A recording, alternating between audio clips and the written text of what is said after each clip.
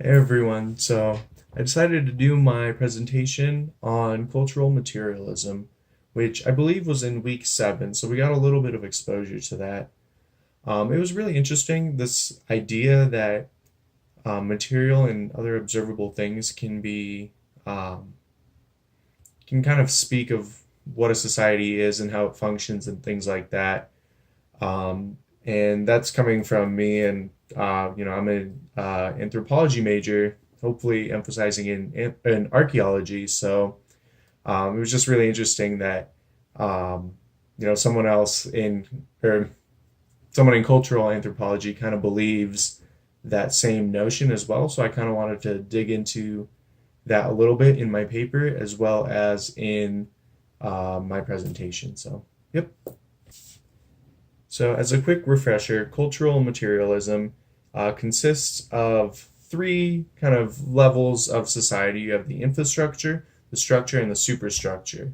And the infrastructure focuses more on material things. It consists of modes of production, modes of reproduction, things like that, kind of the basics of human life. The structure contains things like political and domestic economies, so kind of how family is structured, and then how politics are, or how the political system is structured as well, like in terms of hierarchies and in class distinctions and things like that. And the superstructure is mainly kind of like ideologies, kind of things like religion and taboos and stuff like that. So what cultural materialism does is it brings in this perspective, this Edic perspective, and that's Edic with a T, which is different from emic, which is emic with an M. So Edic basically says that you can observe the basics of society based off of material observations of like material remains could be part of it, or like behavior, things like that, how people interact. That could give you a really good sense of the structure and superstructure in a society as well. Before this, it was um, basically coming in from an emic perspective, which is just kind of starting at the very top, starting with the superstructure and working your way down to the infrastructure, whereas an edict perspective is the other way around. Start from the bottom and work your way up.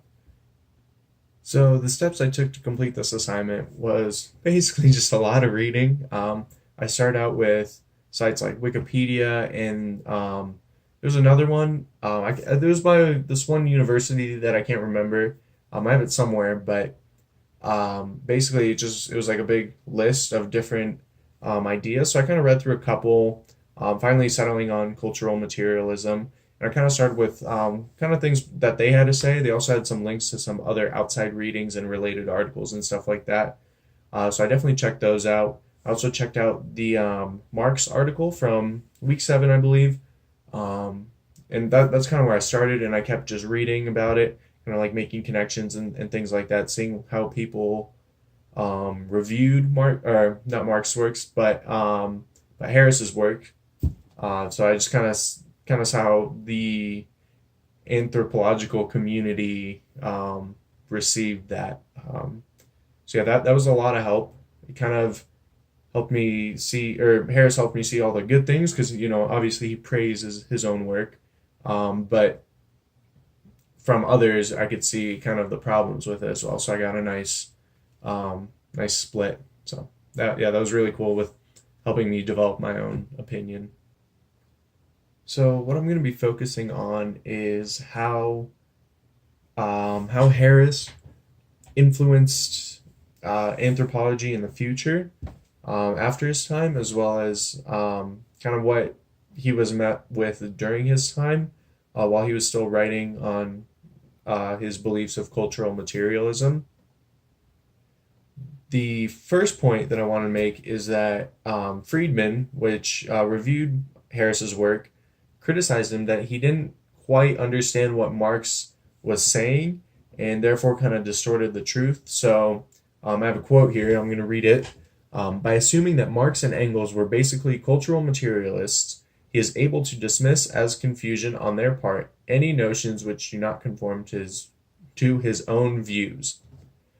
Okay, so what he is saying here is that, or what Harris is saying here is that Marx and Engels were cultural materialists. They just didn't know it. So whatever they say that doesn't quite fit into Harris's definition, it doesn't matter because they're cultural materialists. So it's fine. Like they didn't know what they were saying, which I found quite interesting because he quotes them as being the founders of cultural materialism, yet there's this obvious evidence that something doesn't quite match up. So it's definitely important to be critical when reading these theories and kind of seeing where they come from, seeing the original text, and kind of seeing where they were inspired from, because that's when we could fully get a sense of where this theory is coming from. It's not just some out of the blue theory. But by digging in, I kind of found that it's there's a couple points where it doesn't really quite match up. My second point is that we need to look at the whole picture. We can't just kind of pick and choose what we want to look at and explain things based off of that. So this quote also comes from Friedman, which I do realize I use quite a lot, but I just feel like he sums everything up in a really good manner, essentially, and it just all kind of makes sense and it all fits what he's critiquing. So it all kind of made sense to me. That's why I ended up using him a lot. But nevertheless, here's the quote. In sum, although one might want to argue that the man-cattle relation in India is adaptive given the constraints of the socio-economic system, not discussed by Harris, who makes it all sound like a problem of ecology, of which it is a part, it is potentially disastrous not to talk about the system as a whole. So what we see with Harris a lot is him trying to explain structural and superstructural elements, and trying to find the root in the infrastructure. So it's kind of like the infrastructure is acting upon these two, controlling them, when in reality, Friedman points out that the structure and superstructure actually also influence the infrastructure. So it's a relationship. It doesn't just work one way. It works both ways, basically, is what he's trying to say. And because of this, we can't ignore the structure and superstructure as much as Harris is. My third point is that cultural materialism, what it's striving to be, is a more scientific method of anthropology, which is, I believe, is a good thing. So my final quote comes from Harris himself, and I'll go ahead and read it to you. Cultural materialism is or aspires to be a scientific research strategy. This means that cultural materialists must be able to provide general criteria for distinguishing science from other ways of gaining knowledge and for distinguishing one research strategy from another. I want to make these criteria explicit, not only for the sake of defining cultural materialism, but also for the sake of comparing cultural materialism with those alternative strategies that likewise claim to be scientific strategies. So, largely before Harris came along with this idea, anthropologists focused mainly on emic observations and things of that nature, which can lead to bias and things like that and aren't necessarily scientific. So he was really calling for a scientific way to be able to describe and study and just observe culture. And that's in part where his edict perspective comes in from. So he just kind of wanted to look at the material remains, because like material remains don't change. Behavioral remains, behavioral aspects don't they don't change as often. It'd be a mistake to say that they don't change at all, because they do, but you could still observe it and things of that nature. So that was kind of where he was going with that. She just wanted to be able to compare cultural materialism to other strategies and show that they were more scientific, and just kind of have a little bit more organization in anthropology.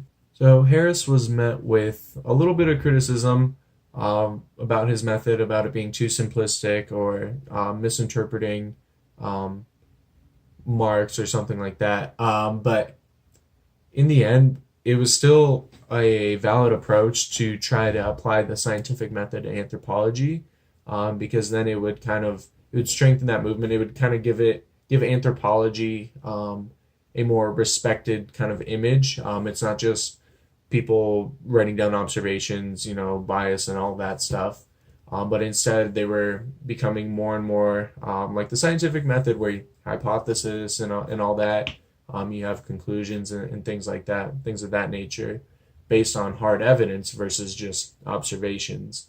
So I kind of wanted to mention, as I was reading all this, it came up to me like maybe a court situation where you have a witness, and having a witness isn't as strong evidence as having like a tangible object, or like a gun or knife or something. I don't know. But yeah, having witnesses is good, but it would be a little bit better to have something more tangible. So that's kind of what I was thinking as I was reading this piece. Now, I was a little bit disappointed. I could kind of see how cultural materialism was really big once Harris introduced it in the 60s, 70s, somewhere around there. And then as we hit the 80s, 90s, and the 2000s, I just see less and less being published on that, and more of like book reviews on Harris's ideas. So not as much original thought being published, not as much original thought on cultural materialism, but rather just kind of reviews of it and pointing out criticisms and things like that. So I was a little bit disappointed that I didn't find too many things that were a little bit more recent. But then again, I'm sure if I had a little bit more time, I could fully dive into that and kind of find something at least. But for the most part, as I was looking, I didn't see too much out there. So I was a little bit bummed, but I'm sure there's something out there. I've just got to keep looking. So yeah. All right. I just wanted to thank you guys for watching and all that. Hopefully you learned a little bit more than in the readings we had in the class, where kind of cultural materialism comes from and things like that. So yeah, I just wanted to yeah, thank you guys for staying tuned, and yeah, hopefully you learned something.